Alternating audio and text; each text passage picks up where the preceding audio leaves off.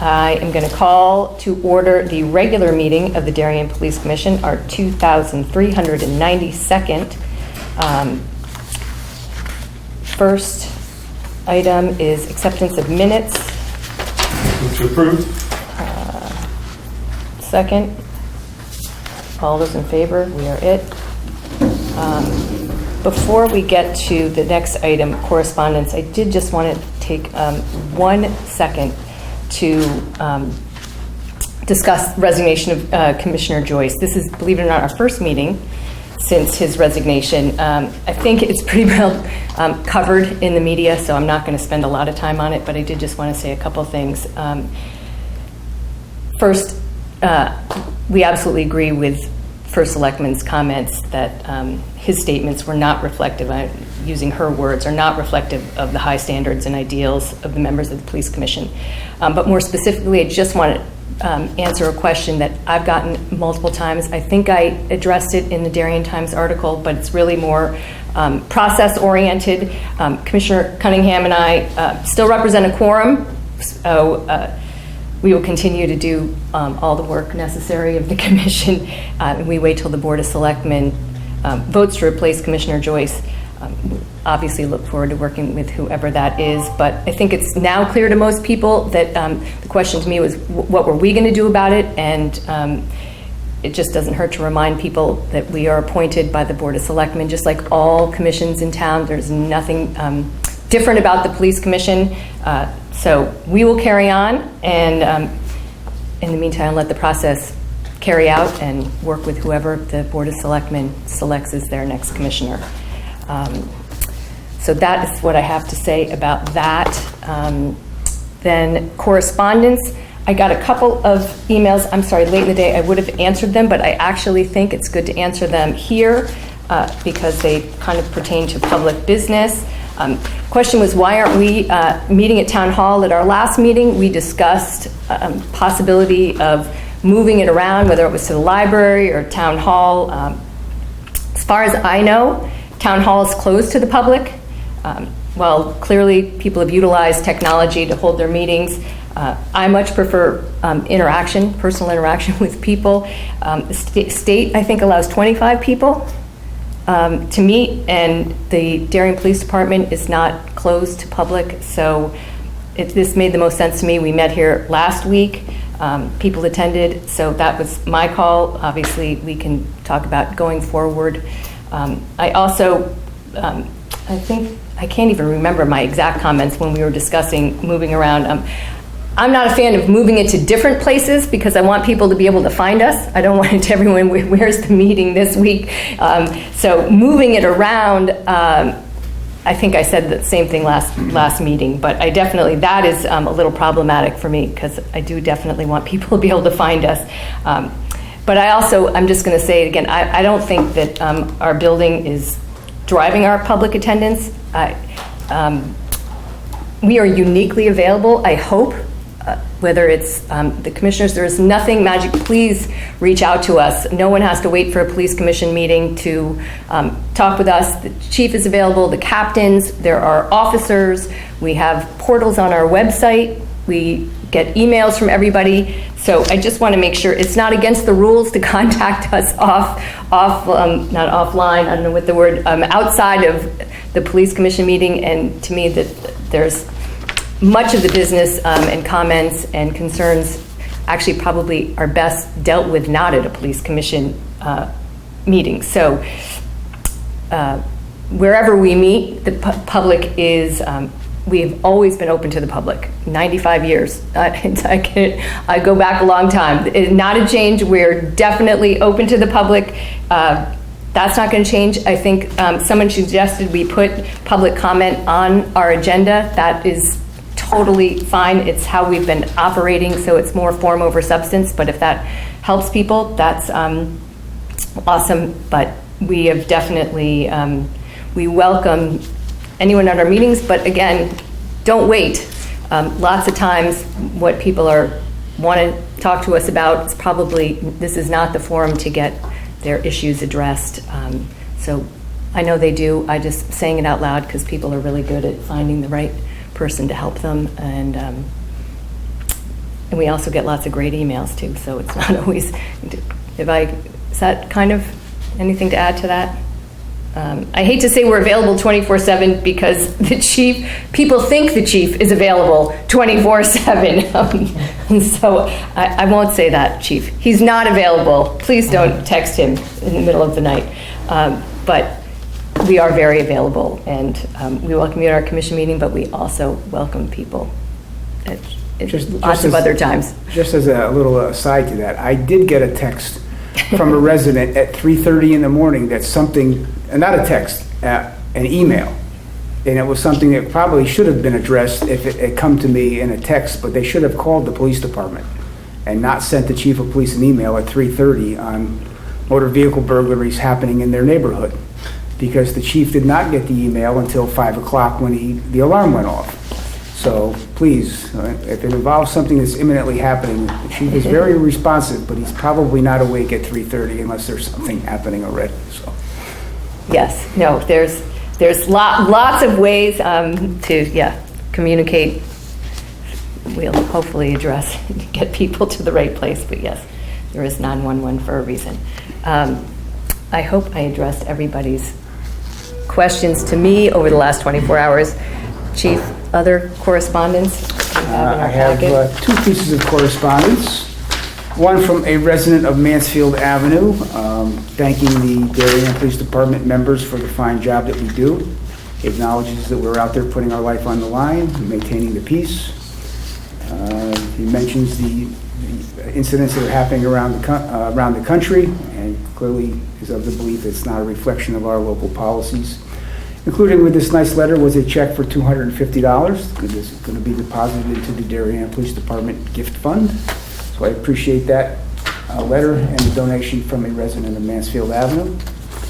A second correspondence was from a local resident thanking the Department for the services of Detective Mark Capelli, who helped this family out with one of their daughters. So they're very grateful, thankful for our professionalism, care, and protection of the kids in our community.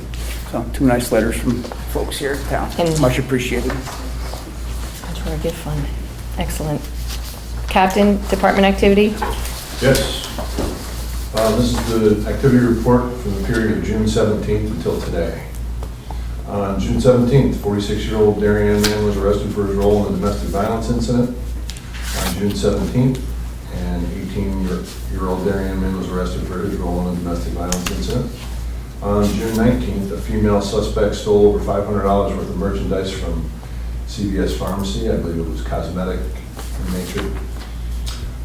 June 25th, 54-year-old Norwalk man was arrested for DWI and other motor vehicle charges after he was involved in a minor car accident on the Post Road. On June 25th as well, a 26-year-old Brooklyn, New York man and an 18-year-old Brooklyn, New York man were arrested for larceny, identity theft, fraudulent credit card use, and narcotics charges while attempting to illicitly acquire merchandise from a local retail store. The Detective Bureau continues to work on several investigations pertaining to recent overnight stolen vehicles and burglaries of unlocked cars. The department assisted with two more protest events on June 19th and on June 28th. Both demonstrations involved over 100 participants, and additional officers were required to be hired back to assist the events. We had 0 stolen cars in the last 2 weeks, yet we've had 13 burglaries of unlocked cars and 3 additional attempted burglaries or attempted thefts of vehicles. So the fact that we've had no stolen may be an indication that people are at least bringing their keys inside with them and not leaving them in the car. We do still have the problem with people leaving their cars unlocked though. Well, we're halfway there. Same, and that's this for the past 2 weeks. During the same period, we had 15 motor vehicle accidents, 5 of which involved injuries, 1 which involved a vehicle striking a 14-year-old male riding his bicycle through the intersection of Mansfield and Sedgwick. It was determined that the bicyclist was at fault in the collision. And it seems like over half of those 15 accidents were on Route 1. That's it. No surprise. No. Okay. Old business, COVID-19 update. Well, we are still largely flattening the curve here in Darien. We went for an extended period of time with no cases. Now we've had a couple more over the last few weeks, but really, thankfully, no spike. As most folks know, there's new rules and regulations for traveling to states that are on the list. Right now, I think there's 15 or 16 states that are on that list that are probably a fluid, that some will come on, some will come off. It does kind of affect some folks' travel, probably for a vacation. A little bit different here for law enforcement officers as far as how they can travel and how they can come back to work. But we do have a very safe and thorough process to allow officers, should they leave the state, to continue on working in the public safety service with ongoing temperature checks and monitoring of medical conditions and frequent hand washing and keeping our building safe. Again, I have to give credit to both our maintenance personnel, our full-timer and our part-timer, for basically keeping this place spotless. I mean, I'm pretty thankful that we have stayed COVID-19 free for all personnel here at the police department, civilian and sworn. We've had no positive cases, and the building has been maintained where you can, really feel secure and safe in this building. So very thankful to those two gentlemen. Chief, I know we can't tell people where to go on vacation, but is that something you can highly discourage? Yes, the governor and the folks are highly discouraging travel to these states just as a public safety for you and your family, not to put any undue hardship on anyone. Thankfully, I have nothing for me this summer that's in any of those states. Not to say that more states aren't coming, but there's only 2 states, Rhode Island and one other state, was showing a decline. Everybody's kind of staying steady. I mean, in terms of your personnel. Oh, we have done that already. Okay. An email went out to our personnel, and I understand that we can't prohibit them from going on vacation, but from our personnel, clearly, if you have a choice to not travel to one of these states, I would make alternate arrangements. And again, that's just for the safety of not only the employee, but of their family as well. So, yes. So COVID-19, it's going to be with us for the rest of the year. Masks and 50% capacity probably, and social distancing, especially at the beach this weekend.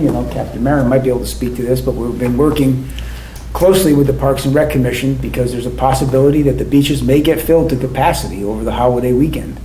And we have mechanisms in place to have our variable message board signage out there telling people that the beach is now closed because it's at capacity, whether it's capacity for parking and there's no more parking available, or perhaps it could be to the point where the beach is just at capacity and cannot handle any more people. We don't make that call, though, do we? We don't make that call, no. Right.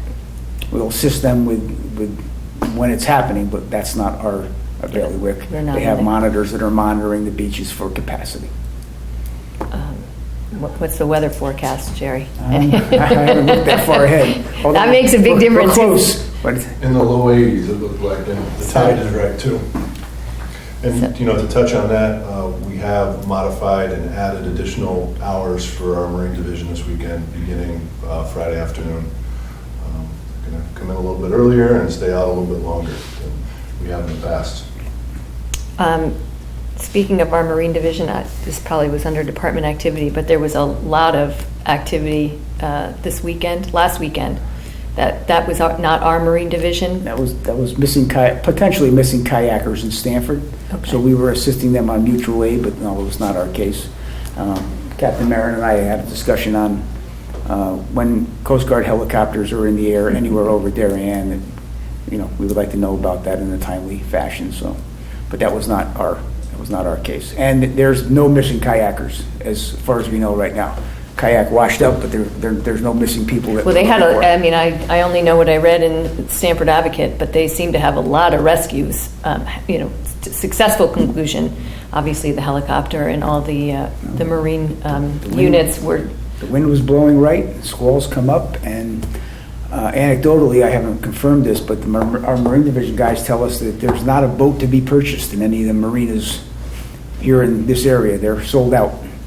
So I guess a lot of people will be boating this year. Yeah, and with all boats sold, potentially new boaters, which is always a little nerve-wracking. The weather last weekend was not as good. If it's going to be nice this weekend, And I think we spoke before. We certainly recognize that this will probably be a strong boating season and we're Yeah. adjusting our personnel and our hours to match that, to ensure that we have proper protection out there. Awesome. All right. Update on recent protests. Well, as if COVID-19 wasn't enough, right? We have other issues nationally, statewide, and here in Darien. We did have another protest last Sunday that went from the Good Wives Shopping Center to here at the police department. Again, peaceful, very vocal, very passionate. While we don't agree with some of the messages, we certainly agree on the rights of the folks to have peaceful assembly and freedom of speech. We assisted them here. They had their protest here at headquarters, and the event was over. They were orderly going back to Good Wives Shopping Center. The crowd was small enough going back that they stayed on the sidewalk, and that was not an issue.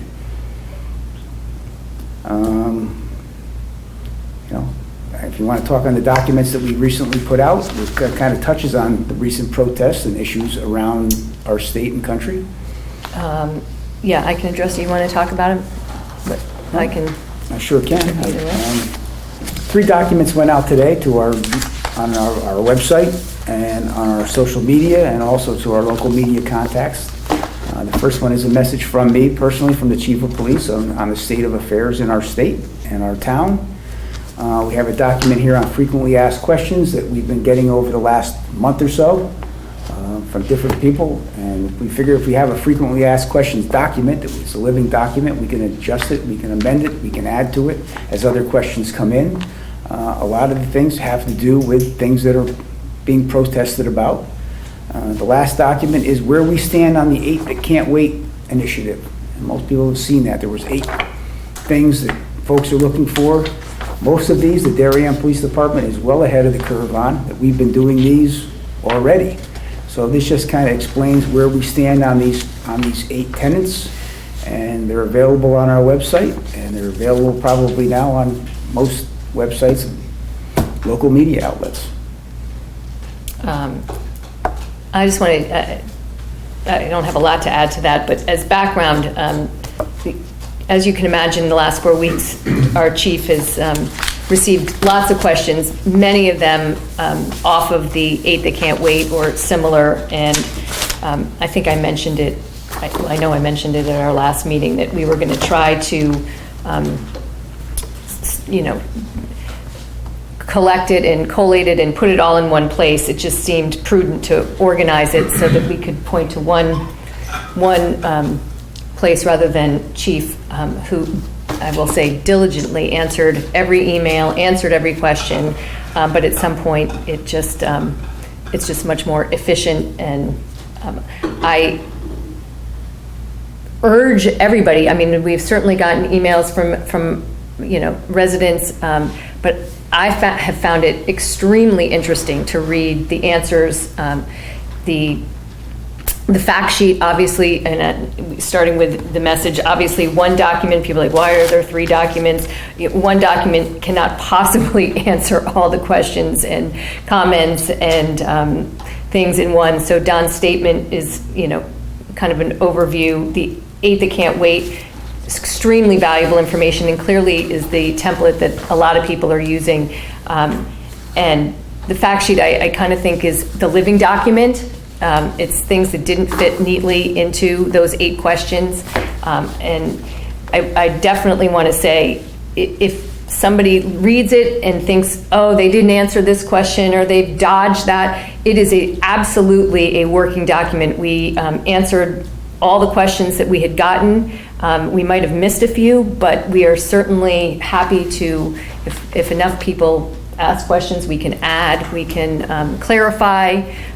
It's not specifically a point in time. It is definitely a working document. So just because you don't see something addressed there doesn't mean we don't either want to address it or will address it. Again, email the chief. I think I laid out all the ways you can contact us.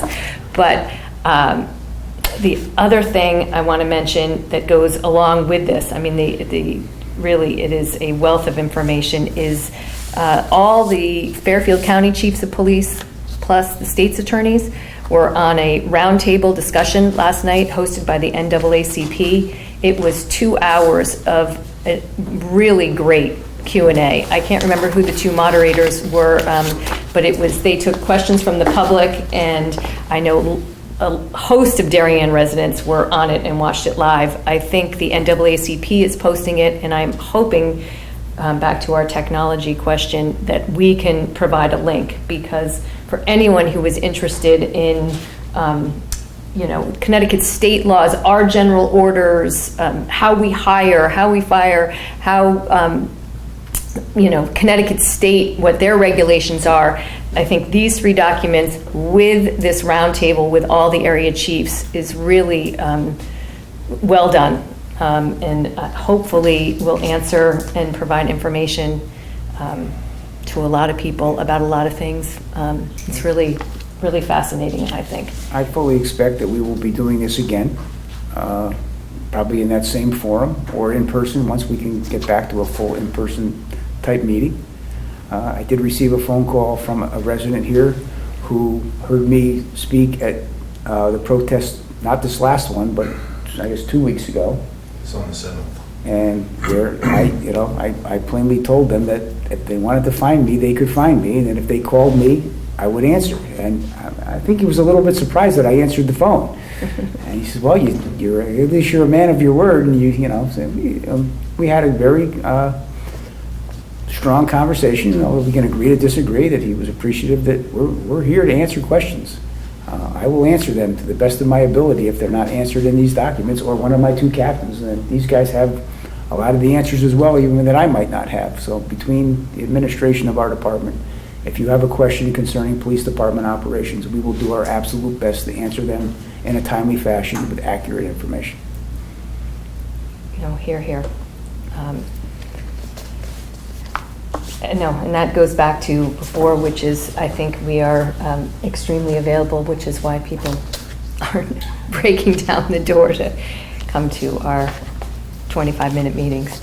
All right, anything else on recent protests? And nothing. I know they've been great, and I appreciate all of the officers keeping the protesters safe, but maintaining traffic downtown. And there's a lot of moving parts when these happen on Sunday afternoons. And I think all 3 of them have been hugely successful. And I appreciate the officers' work. All right, without anything else, entry-level testing update. Well, we have one opening that we're still looking to fill. We have completed the written testing phase, which is again done through an outside vendor. We had 96 applicants, which is up substantially from our last testing process. It is. We devised a cutoff score of an 80 for the first round, and our staff interviews, which will be with officers here of different ranks, will be conducted on July 7th, 8th, and 9th.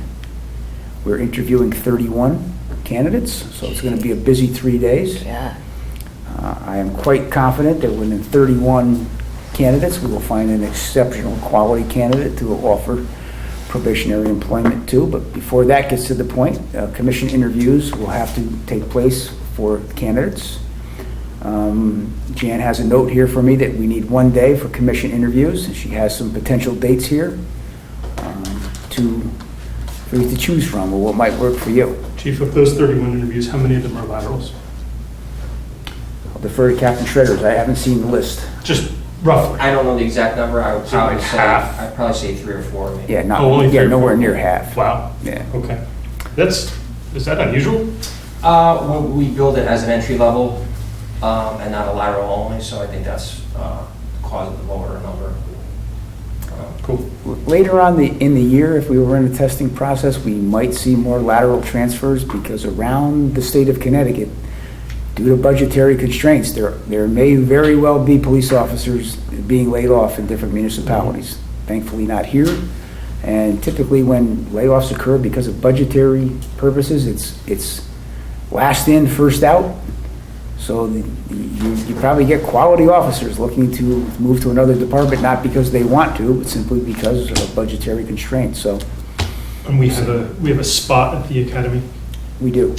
Right? You apply for one seat.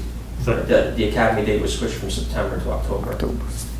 But there's going back and forth, it's going to be commuter or start off virtual and then commuter. We're still waiting to see how that's going to look.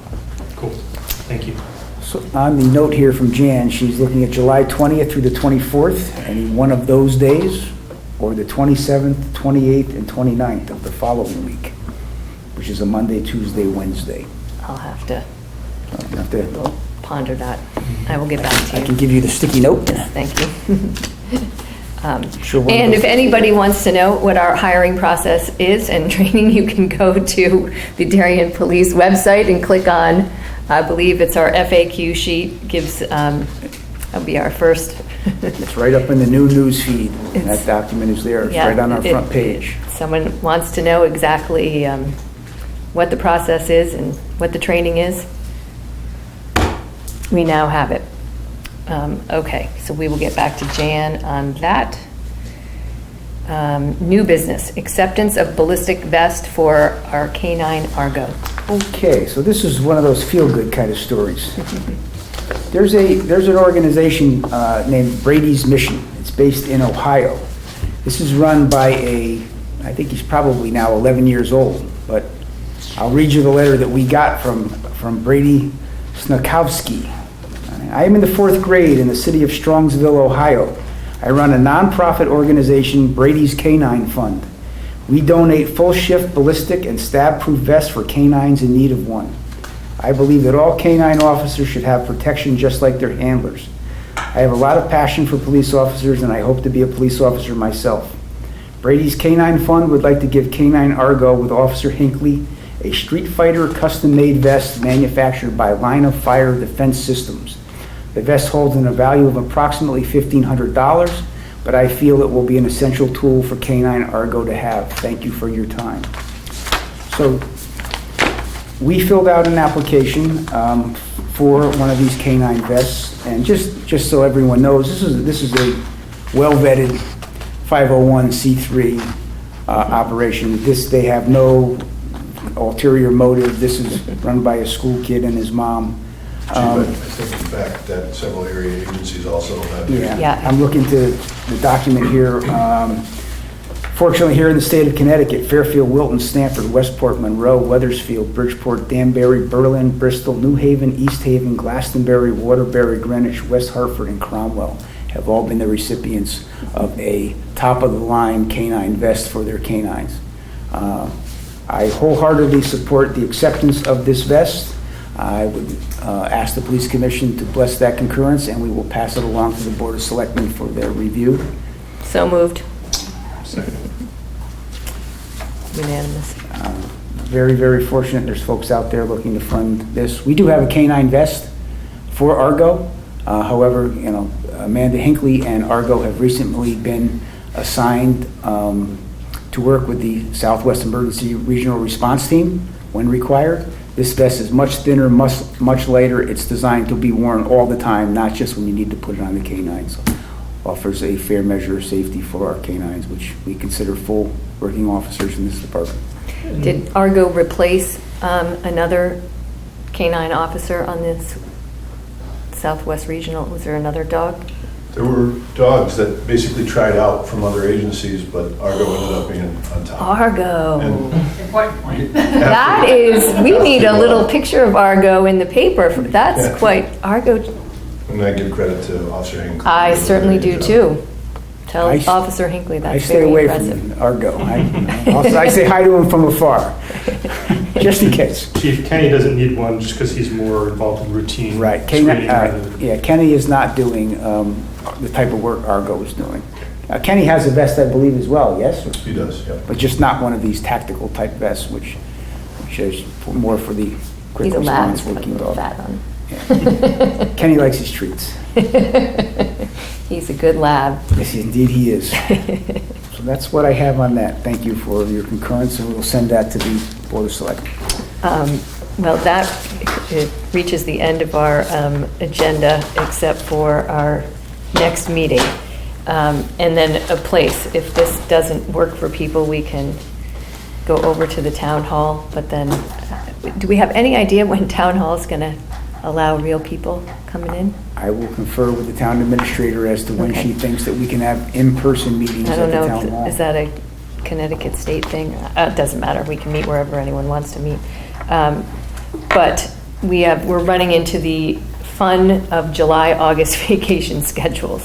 So I know Commissioner Cunningham and I are here the 15th.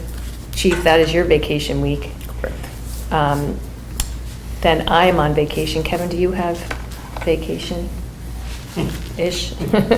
Not to one of the states you're not allowed to go to? Not so much, not till the Okay. end of August. Well, if we are at Town Hall, we can utilize the technology over there, correct? I speak like I know what I'm talking about. We can certainly go back to what we did up until the last couple meetings where we're there. Okay. People call in. So is July 22nd, does that work? I'm would you- here July 22nd. I can call in. Is it better for me to call in or you, or does it matter? Either way, if you want to do the 15th, I could probably Zoom in, but I think probably both captains can be here. I mean, it's All right, so not why don't we do the imperative to- 15th, and then you can actually take a vacation, Chief, and maybe no one will call you. Good luck with that. He's just trying to get a weekend. Yeah, I'm trying to get a Forget 4th of July vacation, he's weekend. just trying to get a weekend. I would, So do we want to do the 22nd then? Is that- or well, we do the 15th? I was gonna, do you have to be here? Can your captains? Yes, they can certainly be here in the meeting in my stead. There's no I requirement. don't think there's that anything the pressing chief- on our The chief has to agenda. be here. Okay, I'm gonna say the 15th. You do not need to Zoom in unless something crazy materializes in the next 2 weeks. You said it out loud. Oh, you think I jinxed you guys? Dang it. You want me to change it to the 22nd? No, we will do the 15th. Hopefully Chief can take his vacation and we shall carry on. Perfect. Sounds good. And we will be at the Town Hall room 206? 206. 206. I will get that secured. And if there's anything that I need. Although if you're not zooming in, but I guess people wanted Zoom, I don't know. Well, we'll figure it out. I do want to mention. Well, 206, they can broadcast the meeting live. That's So true. that fulfills the requirement that folks can see what is happening in the police commission. And we would do the same thing probably again. We would ask for emails to be here Okay. by a certain time, either 5 o'clock the day before or 8 o'clock that morning. So if That's people have easy. questions, they can be on email form and we can answer it live on TV. But don't wait too meetings. I do want to say, there was a question earlier about posting our agendas and minutes online. So if you go to the town website and go to agendas and minutes, you'll have all the boards and commissions, right? And it's usually on that town website. For ours, you click Police Commission, it brings you to the police department's website where we have our own thing. So it's in both places, right? Same Yeah. thing. Yeah. Yeah. I think Jan. Jan is very good about it. Yes, she gets them out in the right time, in the right place, and again, we can put public comment. We've always taken public comment, but if we add that to the list, I guess we're now more in compliance than we might have been otherwise. But otherwise, I think we're good to go for the 15th. Anything else? No? No comment? Okay.